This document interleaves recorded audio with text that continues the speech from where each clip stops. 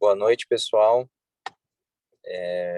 Meu nome é Tiago, eu sou coordenador médico da UTI Geral do Hospital Vila Nova Star e da UTI Oncológica do Hospital São Luís.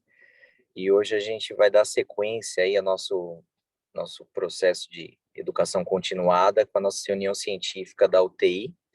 E hoje é um prazer apresentar o Dr. Fernando Zampieri. Ele é médico intensivista do nosso grupo, é pesquisador, dispensa apresentações, e hoje ele vem trazer para a gente alguns ensaios clínicos recentes, né, apresentados no 35º Congresso Europeu em Paris no finalzinho de outubro, que pode ter impacto na nossa mudança na prática clínica. Obrigado, Zampieri, é um prazer, a palavra é com você. E só um detalhe, pessoal, a apresentação ele está por volta aí dos 30, 40 minutos, e depois a gente abre para as discussões, e quem quiser já ir colocando as perguntas no chat, a gente já vai mediando. Só peço para que todo mundo desligue os microfones também, para não atrapalhar a apresentação do Zampieri. Obrigado, Zampieri. Bom, pessoal, boa noite. Obrigado, Thiago, pela apresentação. Obrigado a todos. É um prazer estar aqui com vocês hoje.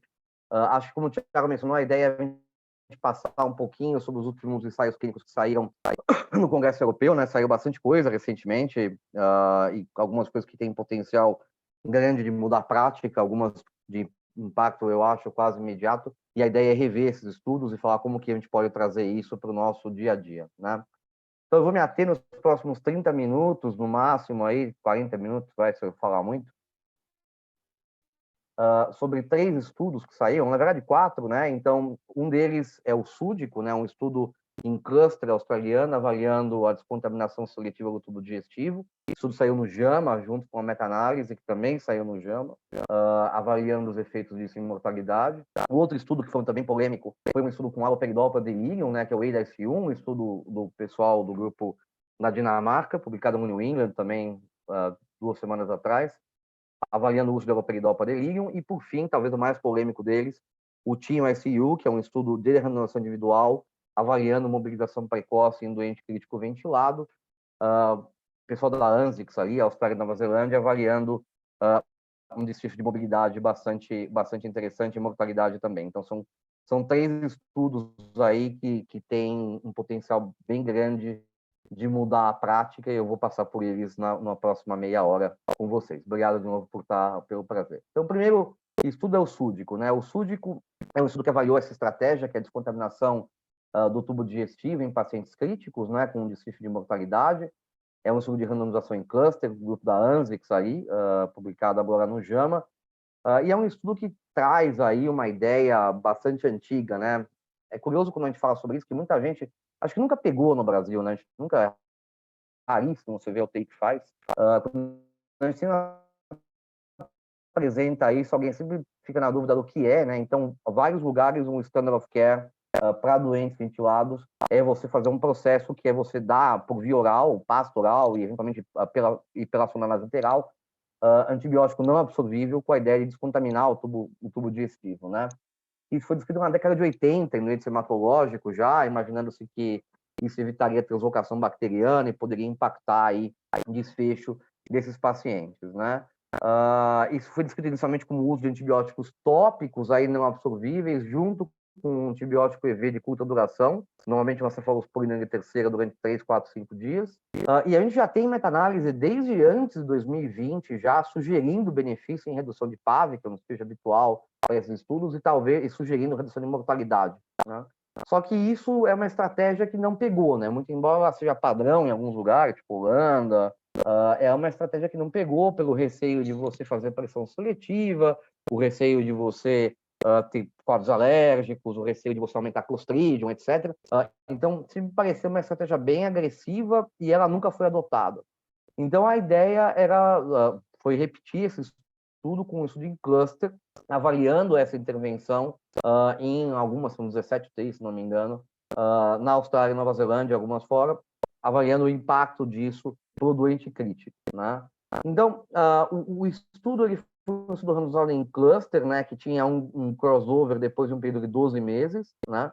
Então, naquele momento, aquelas UTIs que foram randomizadas, foram 19 UTIs aqui que tiveram, então teve uma fase pré-trial com coleta de dados, aí depois as UTIs foram randomizadas, 10 para descontaminação, 9 cuidado padrão, depois intervenção, e aí elas cruzaram para o outro braço, né? Então, um desenho em cluster com um crossover. E os doentes que eram ventilados, foram admitidos em ventilação mecânica, que tinham previsão de uso de ventilação mecânica por pelo menos 48 horas, eles poderiam ser incluídos e receber a intervenção. E o estudo ele foi randomizado, a amostra ele foi calculada para você ter uma redução de desfecho primário ao redor de 3,5% a 5%, né? Uma redução de risco relativa de 12% a 17%, o que daria um número necessário para tratar entre 20 e 29 pacientes. A intervenção do estudo, que é um STD-SOD clássico, era você aplicar uma pasta tópica oral. Essa pasta formulada, ela tinha 10 miligramas de colistina, 10 miligramas de tobra e nistatina, e dar uma suspensão gástrica que também tinha colistina, tobra e nistatina. Né? E, além disso, para aqueles doentes que já vinham sem utilizar antibiótico, uma dose, um ciclo curto aí de 4 antibióticos, de 4 dias de antibiótico, aqui é uma cefalose terceira, por via endovenosa. Então, uma intervenção que parece um pouco fora do habitual nosso, não muito habitual, mas é uma intervenção que já era bem validada, inclusive essas doses eram doses bem próximas do que a maior parte dos estudos tinham feito. O desfecho primário do estudo, como tudo que os australianos fazem, é sempre uma coisa grande e quase definitiva, né? Se não definitiva, era a mortalidade em 90 dias, né? Que é um desfecho que não tem como argumentar que não é importante para o doente. Mas eles avaliaram também mortalidade na UTI, o número de dias vivos livre de ventilação mecânica, e readmissão na UTI ou hospital em 90 dias. E é claro que tinha uma série de desfechos microbiológicos de segurança, né? Então, se isolava Germ multiresistente, não isolava, Clostridium, etc., que eram desfechos bastante interessantes. Então, o desenho é útil, né? Quando você trabalha com uma intervenção ambiental, como essa DSTD, é muito difícil você randomizar o indivíduo, né? Até factível, mas o que se imagina é que o efeito maior seja quando existe um efeito dentro num serviço utilizando aquilo de rotina. Daí a ideia do estudo. Quando a gente olha as características dos pacientes, a gente não vê nenhuma surpresa maior, né? A gente vê ali uma média de idade de 58 anos, que é bem próximo do que eles têm, uma proporção de sexo masculino e feminino também habitual de uma UTI da Austrália, Nova Zelândia. A gente tinha uma minoria, um quinto dos pacientes após cirurgia letiva, o resto dos pacientes com admissão médica ou transferência. Os doentes eles eram relativamente graves ali, uma parte média de mediano de 20, né, que não é uma parte 2 baixo, né, é uma parte 2 bem razoável, digamos assim. Tinha um painel micro aí de comorbidades que não chamava muito a atenção. E uma coisa que eu chamo a atenção é que a rotina deles, o uso de clorexidina tópico, né, que é uma coisa que é rotina nossa, não é rotina para eles, né? Então, a gente tinha um uso ali de mais ou menos 20, 25% de uso prévio.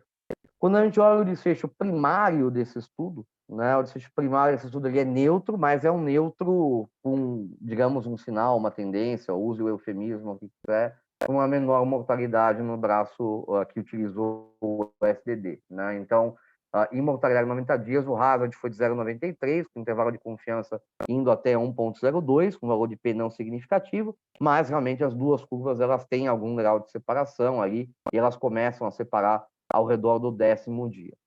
Quando a gente olha o efeito em subgrupo, né, desse estudo, o que a gente vê é que o benefício, né, a tendência de benefício, ela parece ser bastante consistente ao longo de todos os subgrupos, né, por idade, sexo, ser doente cirúrgico ou não cirúrgico. E o que a gente vê, talvez, é alguma coisa que chama a atenção, quem já trabalhou de trauma sabe, esses doentes eles infectam com frequência razoável, eles infectam precoce, às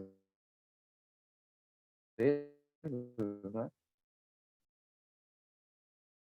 Talvez aí uma tendência, um benefício, nada muito positivo aí de tamanho de variação e tamanho de efeito com base no score Apache desses doentes. Então, assim, ele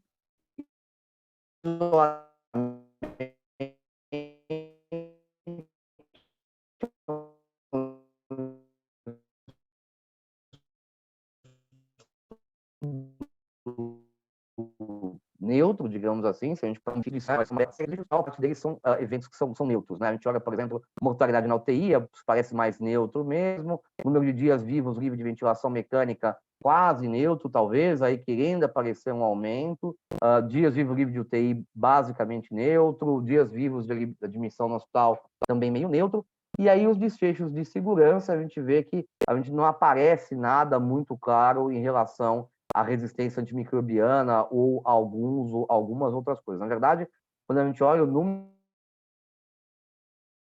de isolados resistentes, a gente tem até menos no braço SDD do que no braço Standard of Care. E quando a gente olha o Clostridium, por exemplo, o valor também é um N muito baixo, é bastante similar. Uma outra coisa que também o estudo sugere é que a intervenção ela é bastante segura, né? Não teve nenhum evento adverso em nenhum dos dois braços, né? Então, não teve reação alérgica, não teve nada que preocupasse. Aí, quando a gente olha outros eventos adversos, aí a gente tem um número que é bastante parecido, tem só 7 entupimentos de sonda aí, que é uma coisa que acontece, a pasta é bem espessa no braço que tomou o STD. Então, é um estudo que traz, de novo, né, ele requenta, ele traz uma coisa que fazia muito tempo que não tinha estudo na literatura sobre isso, mas ele requenta aí essa ideia de que a STD ela pode ser útil. Quando a gente olha também em relação aos organismos isolados, né, vocês veem que o sinal é absolutamente muito próximo à neutralidade, né, o que pende os resultados neutros. E quando a gente olha os outros desfechos em relação à cultura positiva, etc., também nada parece que muda, mesmo no segmento pós-trial, né, pensando que talvez demore algum tempo até você selecionar essa população e daí aparecer esse tipo de complicação. Então, o estudo foi muito cuidadoso nesse sentido, né? Teve uma avaliação microbiológica bastante cuidadosa, e é um estudo que é neutro, mas contudo querendo aí puxar para um sinal de benefício. Nesse cenário, o que vale a pena fazer, e foi o que os autores fizeram, foi atualizar a meta-análise. Então, esse grupo, liderado pela Noemi Ramon, também da ANSEX, né, eles refizeram a meta-análise avaliando a STD em doença crítica, né, e o que a gente olha é que é um assunto que parece esquisito, mas a gente tem 32 estudos já nas mais diversas populações que geraram resultados que podiam ser agregados nessa meta-análise. Então, não é uma meta-análise de 3, 4 estudos, é uma meta-análise de 30 estudos, e quando a gente vai ver, no final das contas, tem estudo desde a década de 80, né? É uma meta-análise bayesiana, né? Então a interpretação do resultado fica um pouco focada num conceito mais probabilístico, mas aí o que você olha, né, o que você vê é que existe existe a mortalidade também. O que a gente vê é que existe o risco relativo de óbito ficava de 0,91 com um intervalo de credibilidade de 0,82 até 0,99, com uma heterogeneidade que foi considerada baixa, e isso dava uma probabilidade de benefício, né, uma chance da intervenção se associar com um risco relativo abaixo de 1, acima de 99%, né, o que é um valor bastante contundente, né? Um risco relativo de 0,9 não é um risco relativo desprezível, né? Um risco relativo bastante importante ali no geral, né? Então, sem entrar e deixando mais a discussão para o final, é curioso imaginar que essa intervenção nunca pegou aqui, né, no Brasil. Em vários países a mesma coisa, né? Mas eu acho que esse estudo ele traz de volta a ideia que a gente tem que reconsiderar ter isso como prática, né? Eu sempre falo que a gente já adotou intervenções na UTI com muito menos evidência do que essa, né? Incluindo clorexidina oral, por exemplo, que é uma coisa que a evidência é super fraca, cabeceira 30, cânula de aspiração supraglótica, sabe? Para prevenir PAV. A gente foi adotando uma série de coisas com um nível de evidência muito mais baixo do que esse, uma evidência muito mais frágil, e aqui a gente tem uma evidência bem mais contundente, né? A gente tem que lembrar, é claro, que isso foi validado num contexto onde o uso racional de antibiótico é a norma, né? Então, talvez aqui a gente tenha uma tendência talvez a ser um pouco mais liberal com o antibiótico, é sempre difícil comparar isso, né? Mas talvez fica naquela dúvida, o resultado se aplica à minha realidade? Não tem jeito de você ter essa resposta o tempo todo. mas o fato é que a gente tem uma intervenção que foi validada em mais do que 30 estudos, ou estudada em 30 estudos, e que tem um efeito agregado que não é desprezível, né? Então, eu sempre fui radicalmente contra, né, a implementação disso por uma questão de custo, etc, etc, mas olhando agora, realmente eu começo a ficar convencido de que talvez seja algo que a gente deve levar em consideração, talvez especialmente em UTIs de alto risco ali, e alto risco eu falo, talvez UTIs tenham mais trauma dentro da unidade, né? Então esse é o primeiro estudo, eu acho que já foi um estudo que trouxe, ele foi muito feliz, ele não deve, é um estudo super difícil de fazer, né? Vocês imaginam a logística de fazer esse estudo, né? É super difícil, não tem como ter placebo, obviamente, mas é um estudo que traz uma informação bem legal e nova. Garanto que talvez, se tiver algum jovem intensivista vendo, uma jovem intensivista vendo conosco a apresentação, talvez o primeiro estudo de STD que vocês estão vendo ser publicado, né?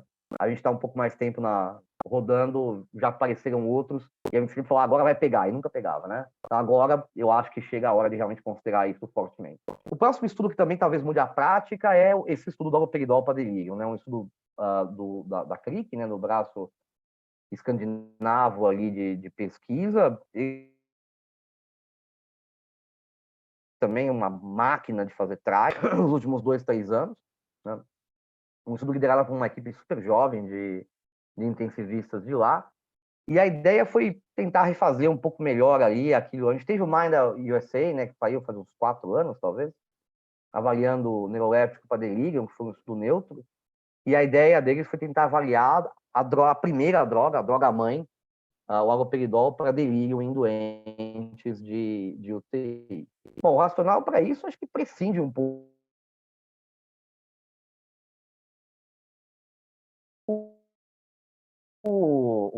explicar, né? Que todo mundo que deu dois coisa para contenção química em delírio ou tentou tratar delírio de alguma maneira.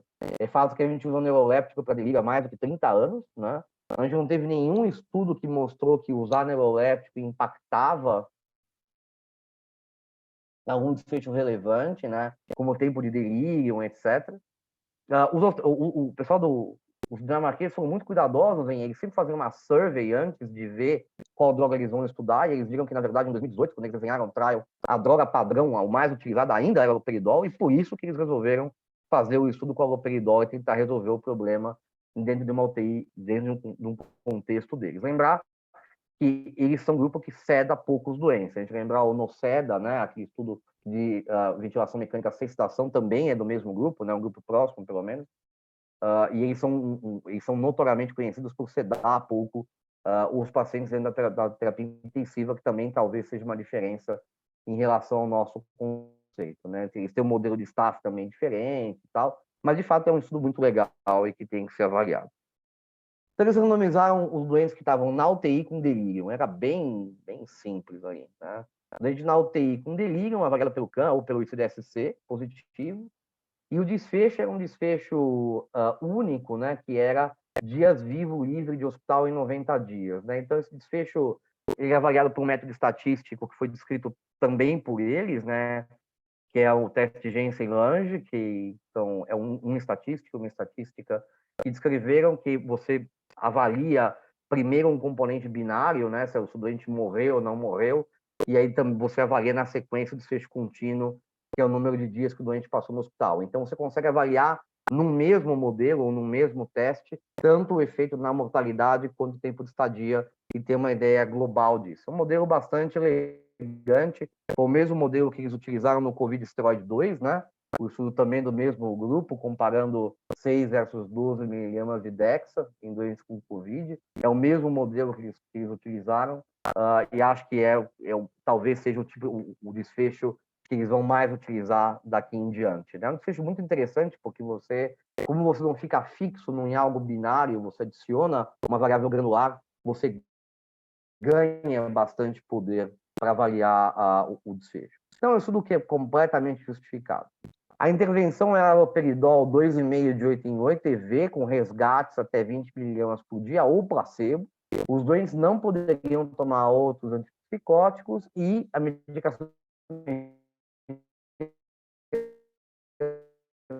resgate, Propofol, Precedex, etc., era benzo, era permitido nos dois. Né? Aplicava delírio hipoativo e hiperativo, e sim, né? Entravam os dois tipos de delírio. Essa é a pergunta que foi feita, inclusive, várias vezes para o Anders Perner, que é um dos autores, e a justificativa é que a maior parte dos doentes tem delírio misto, né? Então, o fato de você ver o doente hipoativo hoje não quer dizer que amanhã ele não vai estar hiperativo e vice-versa. Então, seria impossível você randomizar num contexto pragmático os doentes para receber ou não haloperidol conforme o perfil do delírio.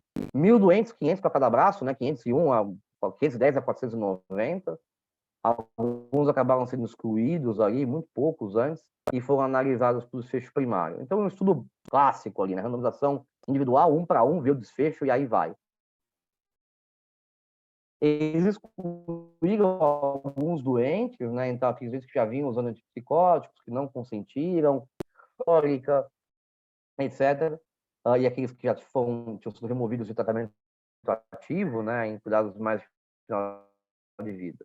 Bom, o que chamava atenção, né, da tabela do estudo, então é um perfil de doente bem diferente do súdico, né? Então, a população, obviamente, bem mais velha aqui, um predomínio absoluto aí do sexo masculino, diferente do habitual, né? 65% de homens aqui. A maior parte dos doentes com algum fator de risco aí para delírio, né? A maior parte deles por alcoolismo, né? 16% com o uso de álcool aqui nos dois braços. Alguma coisinha de comorbidade, né? Vocês veem uma tabela 1 super enxuta aqui, né? Essas variáveis são do score de gravidade, que é o SMS, que é um score de gravidade de UTI que os escandinavos criaram para eles mesmos, né? Então, é muito legal quando você olha o estudo deles, que assim, o score de gravidade que eles usam, eles criaram e eles validaram para eles. O método estatístico, eles criaram e eles validaram para eles, né? Claro que o resto do mundo pode usar, mas é interessante você ver como é um grupo maduro de pesquisa que domina toda a cadeia de produção de evidência, né? Quer dizer, eles não fazem só o trial, eles descrevem o método, eles descrevem a avaliação de risco, etc. Isso mostra muito maturidade e é por isso que vale a pena confiar nesses dados, né? Era metade hipoativo e hiperativo, né? Talvez um pouco mais de hipoativo, isso bem mais do que o Mind USA, né? Que era acho que 60%, 70%, aqui 55% hipoativo, maior parte dos rastreios feitos com o KSU. Quando a gente olha, perdão, o uso de algumas medicações, né? Então, o trial, os doentes usaram mais ou menos 3 dias, aí 4 dias, a intervenção alta ali de haloperidol, né? 8 miligramas, alta, médio, né? Talvez os padrões dele, mas foram 13 doses no total acumuladas. E o uso de resgate foi meio que igual nos dois braços, né? Incluindo o uso de alfa-2 agonista, talvez um pouquinho menos de uso de benzo e tal. Mas mesmo o uso de antipsicótico aberto foi muito próximo nos dois braços. Então, é claro que o estudo era super pragmático, você tem algumas reduções do uso de resgate aqui, especialmente de Precedex aqui no meio do caminho, clonidina, mas é um estudo que, mesmo assim, como a gente vai ver, tem um resultado bastante interessante. Então, quando a gente olha o desfecho primário do estudo, que é uma avaliação composta das duas coisas, né, de dias vivos livre de, a gente tem 35 versus 33 dias, né, uma diferença de 2, 3 dias aí, vivo fora do hospital. E quando a gente olha mortalidade, que faz parte do desfecho, então ela está analisada dentro, né? A mortalidade ela foi mais baixa, né? E foi mais baixa por uns 9%, 7% aqui, no braço que usou haloperidol versus no braço que usou placebo, né? E esse é o primeiro, a maior coisa que chama a atenção, né? Quer dizer, então mesmo você talvez não reduzindo o número de dias livres de delírio, né? Que não mudou tanta coisa, talvez porque alguns morreram, etc. Você mostra que essa intervenção talvez tenha um efeito, claro que deve estar hiperestimado aqui, né? Possivelmente está hiperestimado, mas que é uma intervenção que talvez reduza a mortalidade em doentes críticos, né? Com delírio, né? Quando a gente olha o número de dias vivos sem delírio ou coma, né? Você teve um pouco mais de dias aqui, 5 dias a mais, mas que não atingiu as margens mágicas aqui. E quando a gente olha evento adverso, a gente vê muito pouco evento adverso, como se esperava, né? 11 num braço, 9 no outro aqui. Perdão, algo bastante parecido. Então, Esse estudo ele traz algumas considerações que eu acho que são bastante interessantes, né? Tá aqui o Kaplan do estudo, né? Mostrando que a curva de mortalidade ela abre bem no começo, né? Ela não é que demora para abrir, abre, né? Se a gente comparar com a curva do súdico, né? Que parece que a intervenção demora para começar a aparecer algum efeito na jornada do doente, né? Talvez porque se reduz a infecção secundária. Aqui não, né? Aqui você vê a curva abrindo logo no começo e todos os braços aqui puxando para um lado aí eventual do benefício do haloperidol. Talvez aí isso um pouco mais claro no braço hiperativo do que hipoativo, mas aí, de novo, subgrupos são sempre muito ruins de interpretar, né? Então, o que eu acho interessante desse estudo, né? Primeiro, eu acho que ele testa aquilo que deveria ter sido testado antes, né? Que é o uso da droga clássica para manuseio de delírio em terapia intensiva, né? Eu acho que isso é o que ele traz de novo e ele mostra, é o primeiro estudo a mostrar algum impacto de um uso de uma medicação altamente barata, né? Muito barata, num desfecho que é, sem dúvida nenhuma, relevante para o doente crítico, né? Então, como é que eu encaixo isso na minha caixa de ferramentas ali, daquilo que eu faço da UTI do dia a dia, né? Eu acho que tem um sinal interessante de mortalidade, né? Lembrar que a população aqui, diferente do Mind USA, era uma população um pouco mais idosa e com um pouco mais de hiperativo, que talvez seja quem se beneficie mais. E a gente tem que ter cuidado de afirmar que é absurdo dar neurolético para o doente em delírio hipoativo e tal, justamente como eu mencionei, o delírio flutua ao longo do tempo, e uma das ideias, né, quando eles apresentaram um estudo que foi mencionado, é justamente isso. Talvez você medicar, você evite que esse cara entre naquele polo hiperativo, e esse polo hiperativo cause aquela cascata de catástrofe que a gente consegue, que a gente vê na UTI, né, que é o doente entrar no delírio hiperativo, aí entra contenção mecânica, entra remédio de bolos de resgate, e aí você fica tentando salvar o cara, o indivíduo, desse ciclo, né? Então, talvez o argumento deles é que deveria ser dado mesmo para quem está em delírio hipoativo, lembrando que a taxa de eventos adversos foi absolutamente igual.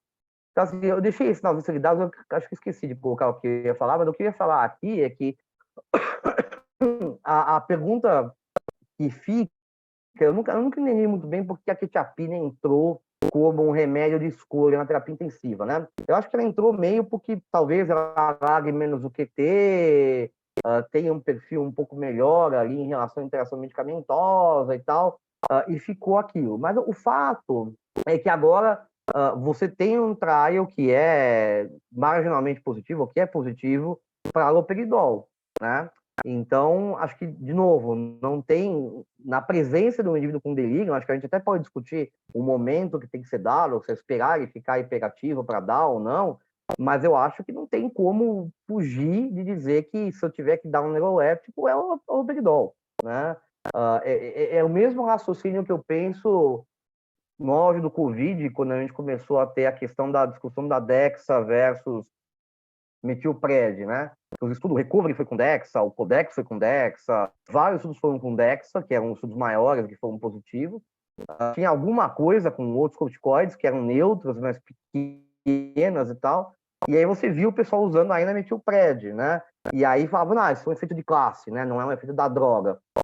É difícil falar isso, né? Quer dizer, tenta falar para um cardiologista que beta-bloqueador é tudo igual, né? E que o efeito é de classe, né? Que não é um efeito da droga específica, né? Não vai colar, né? Não é verdade. Né? Então aqui eu acho a mesma coisa, quer dizer, a gente tem um cenário onde a gente tem uma droga que a gente aprendeu a usar, ou começou a usar muito, que é a quetiapina. Essa droga não tem nenhum estudo clínico que embasa, justifique claramente o uso dela, mas o que a gente tem agora é um outro estudo com haloperidol, sugerindo que ela pode ser útil. Então, acho que, na ausência, o que fica para nós acaba sendo o clássico Aldol.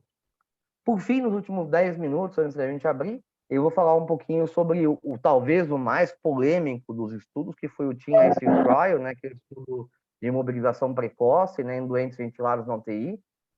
Acho que um dos estudos mais importantes que a ANSIX fez, né, recentemente, porque essa é uma briga, é uma discussão nossa do dia a dia, né? e nem sempre aquilo que a gente acha que faz bem para o doente, de fato, acaba sendo aquilo que faz bem, né? Então, acho que o racional é óbvio aqui, né, também, né? Então, a gente sabe que o doente, quando fica na UTI, perde massa magra e ele perde funcionalidade rápido, né? A gente tem a sensação de que o doente que é mobilizado talvez perca menos massa ou reabilite precocemente, e aí talvez tenha menos infecção, ou saia mais rápido do ventilador, ou algo do tipo. Mas, em alguns lugares, o que a gente tem sempre é alguma dúvida em relação à segurança, né? Então, eu sempre falo, tem um estudo, se não me engano, do Lancet, em AVCH, onde os doentes foram mobilizados rapidamente após o AVCH, ou um tempo maior após. Esse estudo gerou um sinal contrário do esperado, com pior funcionalidade nos doentes que foram mobilizados precocemente. Então, a postura da ANSICS, e aqui eu acho que isso é louvável, é dizer que antes de você implementar alguma coisa que parece que faz bem, você deveria, de fato, testar isso dentro de um ensaio clínico randomizado. E é dentro dessa filosofia que eles foram lá e fizeram o trial, e acho que todo o mérito do mundo por terem feito isso. Então, esse é o estudo de randomização individual, né? Não cluster, randomização individual. Doentes ventilados, que a ideia é que não seria estudado no dia seguinte, no dia de calendário seguinte, após a randomização, que tivessem estáveis hemodinamicamente, e eles excluíam os doentes que já eram dependentes de atividades básicas de vida diária antes da hospitalização, ou que não poderiam sair do leito, né, por qualquer motivo, né? Acabou de pegar a coluna, sei lá, tá sedadaço porque tem saúde mal não convulsivo, ou lesão neurológica suspeita, etc. Então, esses doentes, eles não entravam. Esses são os critérios todos, né, de como que eles definiram. Isso é importante a gente ter em mente, porque isso, perdão, isso repassa diretamente naquilo que a gente faz na beira do leito, né? Então, por exemplo, acho que tem alguém com o microfone aberto só. Quando a gente olha, o que chamavam de estável hemodinamicamente? Foi o doente que não tinha bradiarritmia, precisando de droga, frequência abaixo de 550, lactato mais recente abaixo de 4 millimol, 36 o nosso, NOR até 0,2 ou uma NOR entre 0,1 e 0,2 tendendo a cair. Se tivesse mensurado índice cardíaco, índice acima de 2 e não estava usando o ECMO VA, né, que parece uma coisa bem liberal. E respiratória, essa habilidade era uma relação, uma FO2 abaixo de 60, uma PIP a menor ou igual a 16, que não estava usando o ECMO, nem alta frequência, nem NO, e que tinha uma frequência respiratória até 45. Então era relativamente bem liberal, assim, né, na minha visão, né. Então daria para um cara com 0,1 de NOR aqui, um PIP de 10, uma FO2 de 50, sair do leito. E aqui são aqueles doentes que eram excluídos, né? Aqui os critérios todos que eu só deixei para a gente ter uma referência depois. Bom, o desfecho primário aqui foi dias vivos livres do hospital em 180 dias. Então, de novo, um desfecho que pega a mortalidade aguda, mas também pega reinternação, que talvez seja um dos tópicos que mais importa para a mobilização do doente, né? E tempo de estadia hospitalar. E, secundariamente, ele avaliou mortalidade em 180 dias, dias vivos livres de ventilador, dias vivos livres de UTI, e a qualidade de vida e funcionalidade em até 180 dias. O cuidado habitual era o cuidado habitual deles, que talvez fosse uma coisa, não sei se próxima daquilo que a gente faz ou não, a gente pode discutir. E o braço de intervenção, que era a mobilização precoce, era os doentes eles eram mobilizados até o máximo que aguentasse dentro dessa escala de mobilidade da UTI, né, que vai de 0, que é nada, até 10 andando sem auxílio. Então, o doente ia subindo aqui o máximo que ele ficasse antes dele cansar, né? Então, pegava o doente, sentava, não cansou, movimenta, vai para a cadeira, sentou na cadeira, senta na beira da cama, fica em pé e vai até ele cansar, né? Então, era uma intervenção bastante, digamos assim, um pouco mais agressiva, muito embora o tempo das sessões fosse relativamente curto, vamos mostrar. Foram 750 doentes, 370 aí mais ou menos para cada braço, a imensa maioria com dados disponíveis. População ao redor de 60 anos, também predomina o sexo masculino aqui, a maior parte da população com algum grau de sobrepeso, os doentes já com alguma fragilidade, né? Um CFS ali de 3, mais ou menos,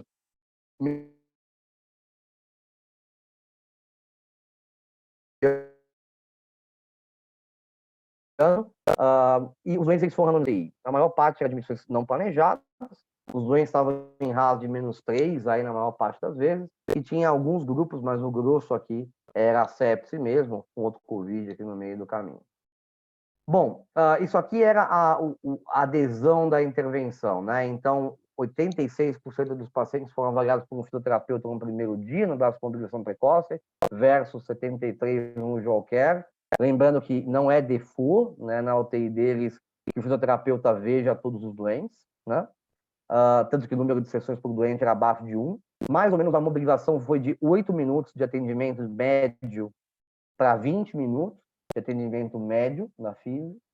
Mas aparentemente isso funcionou, porque o tempo até o doente, por exemplo, sentar ou sair da cama ou ficar em pé, ele foi mais baixo, né? Ele aconteceu mais rápido no braço mobilização precoce, né? Então, por exemplo, aqui IMS de 3, a gente volta aqui na tabela, IMSS de 3 é sentar na beira da cama. Isso aqui aconteceu um dia mais rápido, mais ou menos, né? O doente ter 4 de IMS, né? Então, 4 é o doente ficar em pé, né? Isso aconteceu também um dia mais rápido, 2 dias aqui mais rápido, né? Então, muito embora a diferença de tempo ela seja pequena, aparentemente os doentes atingiram esses milestones aí, essas metas de mobilização mais rápido, muito embora o pico seja igual, quer dizer, ou seja, esse braço, o Joker atingiu as mesmas metas ali, num período de tempo um pouco maior, né? Isso fica claro quando a gente olha o status do doente ao longo dos dias, né? Então, isso foi algo que aconteceu, aparentemente, o braço que recebeu o tratamento precoce atingiu os milestones um pouco mais cedo aí, 2 dias mais cedo. Enfim, quando a gente olha o desfecho primário, que era dias livres fora do hospital, isso foi muito parecido entre os braços, né? Isso ainda é claro que ainda há alguma incerteza, né? Os dados eles são compatíveis tanto com uma redução de 10 dias quanto com um incremento de 6 dias, em dias vivos livres. E quando a gente olha a mortalidade, isso foi parecido aí, né? Foi estatisticamente parecido, muito embora tenha sido numericamente maior no braço que foi mobilizado precocemente, né? O que é uma coisa que é compatível, como eu mencionei, com esses outros estudos de mobilização precoce, né? Então, é um estudo que ele foi neutro, né, nesse sentido, do desfecho primário, e quando a gente olha eventos adversos, é claro que qualquer coisa quase era evento adverso, né, mudar a pressão, arritmia, desaturar e tal, mas a gente tem mais evento adverso no braço que foi mobilizado precocemente, né? Então, o número de mais do que um evento adverso foi 30, mais de um evento por doente foi 34 no braço, quase 10%, versus 4%, 15 doentes no outro, um N pequeno mesmo assim, né? Mas numericamente maior, né? Que é uma coisa que chama atenção. Curiosamente, algumas coisas que a gente se preocupa, né, como remover catéter e tal, foi igual nos 2 braços, né? Então, foi mais alteração hemodinâmica, que ficar hipertenso, ou ficar hipotenso, ou ter arritmia, que puxou aí o final dos eventos para esses doentes.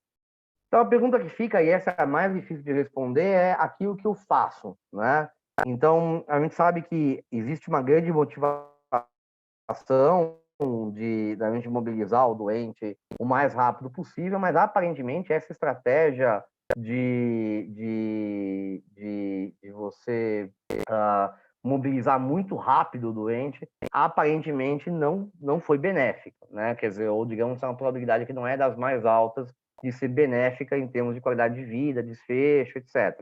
E quando a gente olha esse sinal de uma mortalidade um pouco maior e essa alteração e esse número de eventos adversos, isso é claro que nos faz refletir se, talvez no começo da jornada do doente, não seja ok, de fato, ele ficar um pouco mais quieto. Isso, talvez, eu penso, né, pelo menos nos pais que eu trabalhei, é claro que não trabalhei em muitos, né, mas eu acho que meio que é o que a gente faz, né, não vejo raros os pais que eu vi que a gente tinha esse objetivo de estressar o doente tão rápido desde o começo, né, tipo, foi entubado ontem ou anteontem, hoje a gente vai até o máximo que ele aguentar. Normalmente o que eu vejo, pelo menos no Vila, ou mesmo na Escola Paulista, no HC, era que a gente buscava algum milestone e parava antes do doente cansar, né? A gente não ia até o doente cansar para parar, né? talvez seja uma diferença de prática nossa que possa estar relacionado. Eu acho que isso aqui ajuda um pouco, porque eu acho que isso traz algumas implicações legais. Talvez a gente não tenha que sair correndo, né? Aquele desespero de sair mobilizando um doente. Acho que talvez isso não caiba, né, nesse momento. Né? Acho que isso cai por terra. E talvez o nosso standard of care seja relativamente adequado e a gente esteja fazendo certo, né? É claro que nenhum desses estudos testou uma estratégia contrária, né? Que você poderia olhar os dados para o outro lado, né? Talvez sim, o outro lado, que é o que a gente acha, talvez não seja o que chama tanta atenção. Mas, de novo, aqui é bastante contexto específico, lembrar que a densidade de fisioterapeuta na Austrália e Nova Zelândia, como vocês viram, né? E o tempo de atendimento, ele é habitualmente mais baixo, pelo menos do que a realidade do Vila, até do que a realidade da Escola Paulista, imagino, em tempo de duração de atendimento ali. Bom, enfim, então, antes da gente abrir para discussão, né, quais são as minhas opiniões aqui, né? Isso é absolutamente pessoal, né? Eu acho que, infelizmente, SOD, ou felizmente, SOD, SDD, acho que a gente está na hora da gente pensar em adotar, né? E se alguém ainda tem dúvida da nossa realidade, se tem que fazer ou não, que faça um trial na nossa realidade, ou que meça e adote, né? Faça um quality improvement e meça e adote, né? Ou tente adotar, pelo menos, né? Eu acho que não tem muito... tem muito dado já falando o que é para fazer, né? É bem difícil não dar. Em relação a delírio, não vou discutir as coisas, mas eu acho que se você for dar neuroléptico, eu acho que e você quer dar alguma coisa embasada, que você deu ao Aldol, né? E eu acho que aqueles hospitais, de novo, não acho que é o caso do Vila especificamente, nem da Escola Paulista, aonde você pensava em fazer uma reabilitação muito rápida, você mobilizar muito rápido o doente, eu acho que você tem que readaptar o protocolo para garantir que você não estafe o doente até parar. Talvez parar num nível um pouco mais baixo ali, ou deixar uma reserva e subir um pouco mais devagar, pensando nisso. Isso parece ser igualmente seguro e parece um desfecho a longo prazo, que é mais ou menos parecido. Era isso. Muitíssimo obrigado a todos. Eu vou parar de compartilhar e estou aberto aqui para a gente conversar. Muito obrigado a todos aí. Muito legal, Zamp. Acho que a gente tem aí uns 10 minutinhos para trocar algumas dúvidas. Eu vi aqui que no chat o Rodolfo já colocou alguma pergunta aqui, ó, que é especificamente no segundo estudo do Aldol que você mostrou, se uma possível interpretação que seria estatisticamente neutro em tudo, e se você acha que parte da sua forma de interpretar tem a ver com o conceito de estatística bayesiana. Se sim, como podemos usá-la para sair do usual da interpretação dos estudos? E até entendo assim a angústia do Rodolfo, porque tanto no estudo de o descontaminação seletiva você mostrou a meta-análise, né? Mas nessa questão da análise probabilística e bayesiana, você trouxe mais frequente assim, se não, o Aldol é a droga de escolha para o delírio, né?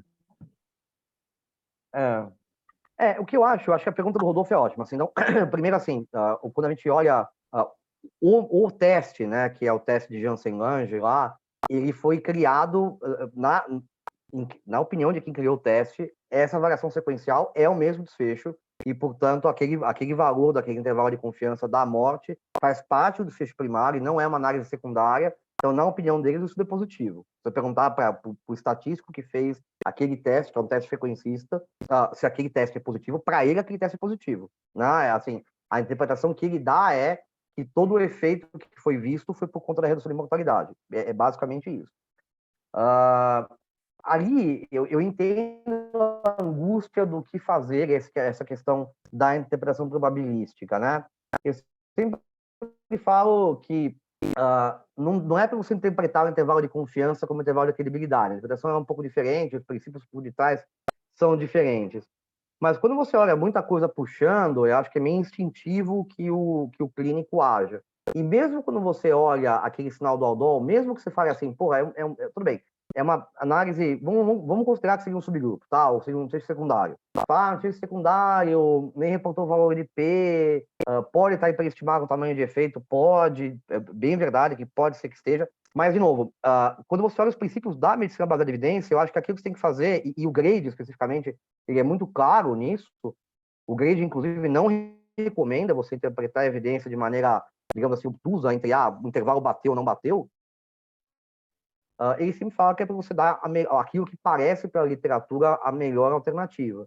Então, eu acho que nesse momento, o que a gente ficaria seria talvez uma recomendação fraca de uso de haloperidol, um estudo só, talvez não seja tão fácil de pegar, mas eu acho que fica uma recomendação fraca para uso de haloperidol para delírio. Assim, não vai ficar forte, mas eu acho que talvez fique. E especificamente, né, o que eu acho é, se você tem aldol e tem quetiapina, tem liprazidona e tal, eu acho que agora, na minha opinião, assim, o mais correto seria dar aldol, né? Quer dizer, o que foi mais estudado? O aldol. Então, dá aldol, né? É que nem Covid hipoxêmico, né? O que é mais estudado? O Dexa. O que você tem que dar? Eu acho que tem que dar Dexa. Então, mas, de novo, cada um pode ter a sua nuance de interpretação aí da coisa. Mas é legal. Assim, esses métodos novos, eles vão aparecer cada vez mais, né? Então, você tem um estudo que você vai interpretar ali uma tabela de contingência, dar um resultado e tocar a vida, eu acho que isso, felizmente, vai passar, e a geração de intensivistas novos que estão conosco vão ter que se habituar a isso, né? A interpretar esses dados, e às vezes tomar decisões com base em dados que não são, assim, categóricos, assim, ou muito fortes. Legal. E, Zamp, tem aqui mais uma pergunta na Q&A da Paula, agradecendo a sua apresentação, e se existe alguma hipótese clínica para o aldol ter aberto tão rápido a curva de mortalidade sobrevida, né? Pois é. A sensação que eu fico, a pergunta é ótima, Paulo, a sensação que eu fico é que esses remédios eles evitem a atrogenia, sabe? Então, eu tenho a mesma sensação de solução balanceada, por exemplo, né? Que a gente tá na luta aí para saber se funciona ou não. Às vezes eu acho que você evita heterogenia com aldol, né? Nesse sentido. Talvez você dando, assim que faz o diagnóstico de delírio, você dá aldol, talvez você evite abrir aquela cascata ruim que eu mencionei, né? De o cara se amarrar o indivíduo, aí começar a dar dose mais alta, ou eventualmente você fazer bolsa de uma coisa que talvez faça mais mal, tipo a propofol midazolam, sabe? Ou eventualmente ligar a Precedex para um cara jovem, Precedex para doente jovem tem um spice que sugere que faz mal, né?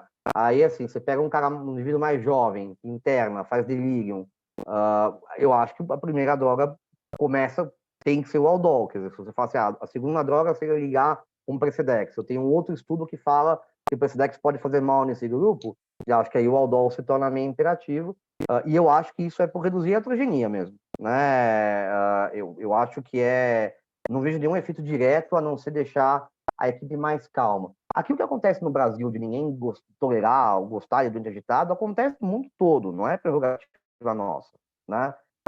E nada deixa a equipe mais angustiada que um doente agitado. E o problema, eu acho que a gente sobretrata esses doentes, né? Isso é uma coisa que eu vejo. A gente tem uma tolerância, a gente quer que o doente fique calmo e lúcido, e às vezes não existe esse ponto, né? Não tem um remédio que você dê que o doente fique calmo e lúcido, né? Então, às vezes, você vai trocar um doente agitado por um doente mais sonolento mesmo, mas que não é combatível, e talvez tenha uma chance menor de ter evento adverso ou algo assim. Então, eu interpreto como redução de heterogenia, basicamente, sabe? É a minha opinião pessoal. Acho que é isso, mas jamais saberemos, assim, jamais saberemos. Legal. Tem mais uma pergunta aqui que é do Bezen, e aí acho que novamente aqui na questão do aldol, ele trazendo se você acha que esses 8% que foi achado aí no Age ICU, se ele é plausível, uma vez que o Hope ICU, né, que acho que foi publicado no Lancet, foi como profilaxia, ele foi neutro, assim como o Mind USA, né? Essa pergunta é ótima, né? Então, o que o Bezen está falando vamos supor, você tem erro tipo 1 e erro tipo 2, que todo mundo está acostumado a lidar, né? Que você é falso positivo e você não vê a diferença quando ela existe. E você tem dois outros tipos de erro, né? Que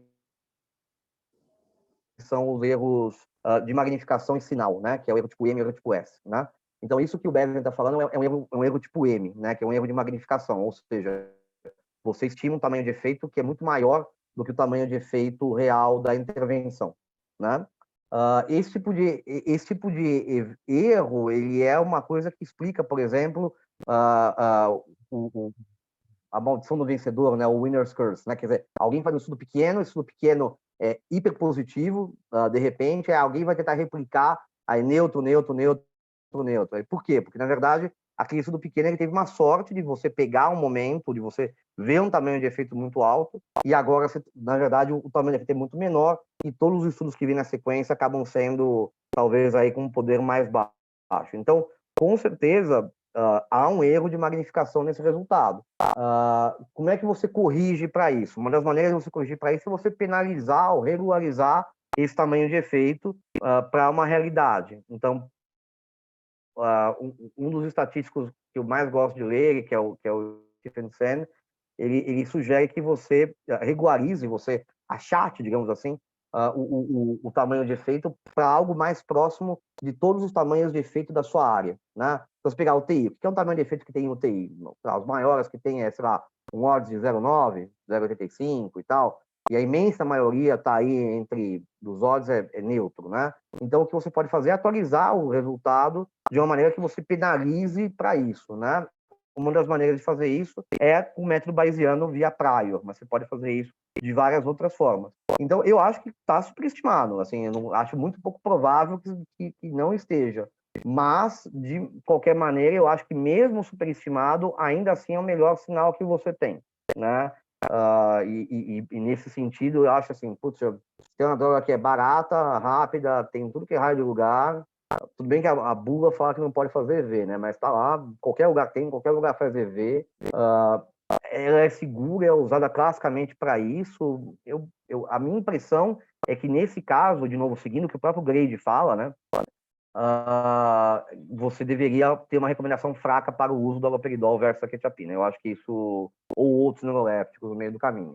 Se a gente tem que usar para doente em delírio hipoativo ou não, é uma discussão legal. Mas o legal desses estudos pragmáticos de grupos grandes é que eles fazem e implementam aquilo lá como conduta muito rápido, né? Por exemplo, a Vanderbilt, né, que foi onde eles fizeram o SMART, né, estudo de solução balanceada versus salina, 15 mil doentes e tal, e o estudo foi positivo, né, meio que 30, muito embora os outros tenham sido neutros, vamos colocar assim, eles fizeram trial e hoje em dia, na Vanderbilt, se você for prescrever soro, o farmacêutico vai mandar a solução balanceada. Ele não vai mandar a solução salina, a não ser que conste TCE nos diagnósticos do doente.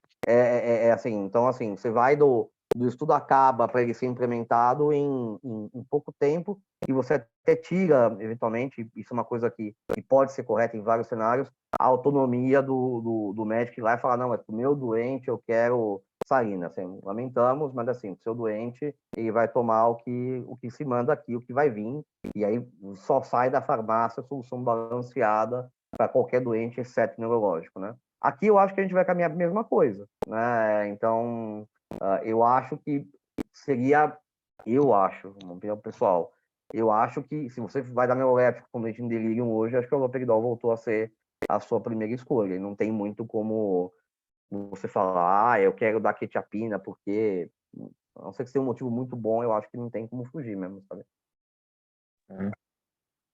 Zampi, acho que tem tempo para uma última pergunta aqui. Não sei se tem Claro. mais alguma coisa no chat, mas eu queria.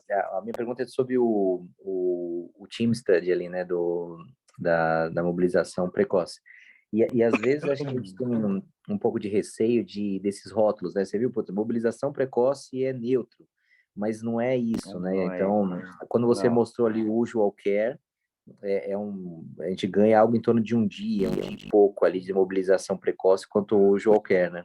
Então, queria que você deixasse, sei lá, uma mensagem final, assim, para quem ficou com a imagem que o europeu trouxe, que a mobilização precoce é neutra na UTI, né? O que você deixaria de mensagem para a gente?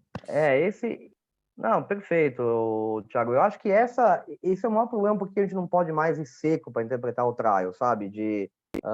Assim, cada trial é um tijolinho em cima da casinha da evidência para fazer uma coisa, né? E às vezes é muito cômodo alguém ir lá e falar, isso aqui não funciona nesse cenário.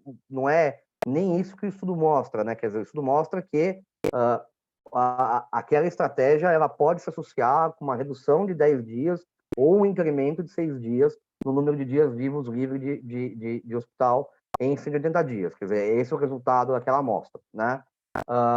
Então, assim, alguns tamanhos de efeito que podem ser importantes estão lá ainda. Não sei se 6 dias seria importante.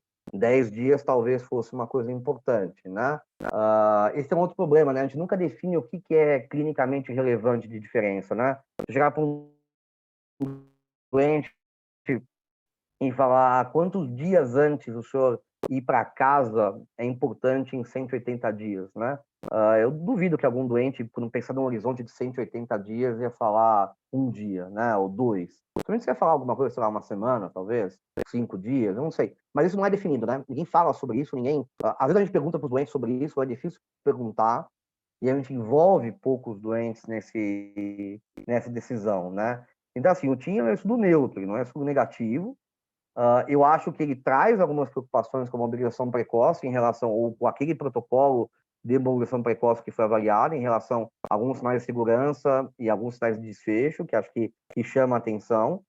E eu acho que o que fica claro é, se você não arranca, se você não tem um protocolo extremamente agressivo de mobilizar o doente, né, do que é o que eles faziam, que era mobilizar até cansar, até o máximo até cansar, eu acho que você pode manter o seu protocolo como ele está. Eu acho que não tem nenhum problema, acho que talvez a gente precise definir um pouco mais, talvez momentos de segurança para tirar o doente da cama, devem vir outros trials, né? Se dá para tirar o doente da cama com droga, não dá, por exemplo, acho que isso vai ter que ser refinado ao longo do tempo, né? Mas uma coisa que eu sempre falo é que, principalmente para quem tem rede social, esse Instagram, Twitter, etc., sempre que você vê um vídeo de um doente ventilado andando, você olha para aquilo e fala, poxa, como os caras aqui na Europa são bons, ou na Austrália são bons, o doente está andando ventilado e tal. E você vê que talvez a gente tenha mais certo em não fazer isso, né? Ou ser um pouco mais consensuoso com isso, né? Então, nem sempre tudo aquilo que é visualmente apelativo, eu acho, se eu pudesse passar essa mensagem, é o que é melhor para o doente naquele momento, né? E nem sempre o médico, cuidando do seu doente, vai conseguir, ou a equipe, o fisioterapeuta, o enfermeiro, vai conseguir saber o que é melhor para aquele doente. Às vezes a gente não sabe, a gente acha que está fazendo bem e está fazendo mal. E essa história, ela é a rotina da medicina intensiva nos últimos 10 anos, né? A gente acha que está fazendo, porra, super bem aqui fazendo isso, né? E aí você vê que... Mas, de novo, a gente tem uma inércia grande, sabe, Thiago? Que eu acho que é um problema, né? Esse estudo de SOD, STD, se fosse alguma coisa em cardiologia, por exemplo, para infarto, tava o pessoal usando hoje, sabe? Quer dizer, estaria uma pressão, se tivesse alguma droga que tivesse aquele tamanho de efeito, 0,9 de redução de risco relativo ali, tivesse alguma droga que tivesse uma meta-análise com aquele tamanho de efeito, estaria, assim, a sociedade estaria gritando para ter isso no implementado, entendeu? Mas, curiosamente, essa intervenção a gente não quer implementar, ou a gente tem uma resistência grande. Isso me deixa, isso eu acho, às vezes, um pouco, não digo frustrante, mas é curioso na medicina intensiva, né? Quer dizer, é você, às vezes, olhar para uma intervenção e falar, isso aqui eu não quero. Você dá 30 evidências, o cara continua não querendo, né? Então, isso é uma coisa que acho que a gente teria que mudar. De novo, eu sempre falo para os residentes que estão aqui e tal, pensem nisso, né? Se você fosse residente da cardio, por exemplo, de saísse no Congresso Europeu, uma droga que tem um risco relativo de 0,9 para morte em infarto, você ia ter rebeliões, assim, turbas de cardiologistas pedindo pelo uso da droga, né? Petição para ter no SUS, o escambau. Aqui é o mesmo cenário, né? Numa população super grave, que morre bastante no país. E a gente vê uma postura, eu achei, quando eu vi esse estudo, muito leniente, assim. Até poderia ser, temos que estudar na nossa realidade, porque o perfil é outro e tal. Então, beleza. Então, financia-se um estudo na nossa realidade. Ou faz um quality improvement em redes hospitalares grandes, né, sobre isso, e mede os problemas. Mas é só para vocês verem como é curioso isso ao longo das áreas, assim, né? É essa. Assim, continue mobilizando. Não é para mobilizar, pelo amor de Deus. Mas só prestem atenção do tipo, não achem que qualquer mobilização ou tentar arrancar o doente da cama o mais rápido possível vai salvar a vida dele, porque aparentemente não é esse o caso. Mas, pelo amor de Deus, né? A gente continua achando que mobilização faz bem para o doente, né? Então não é nem tanta mar, nem tanta terra aqui. Perfeito, Zampi. Acho que a gente chegou bem, acho que você resumiu muito bem os 3 estudos aí. Acho que o pessoal vai dormir com dúvidas na cabeça e como interpretar isso e trazer isso para o dia a dia. E te agradecer, né? Então, É um prazer. alguém com a tua capacidade de interpretação de estudos foi lá e trouxe para a gente o que está acontecendo. É um prazer, cara. E deixar já o próximo convite aí para a próxima reunião de dezembro, né? Que vai ser de fast track em cirurgia torácica e o que a gente tem de evidência nesse tema, né? Vai ser legal. Obrigado, Zamp. Obrigado a todo mundo pela presença aí, Obrigado, pessoal. pessoal. Boa noite, descansem. Até mais. Tchau, tchau.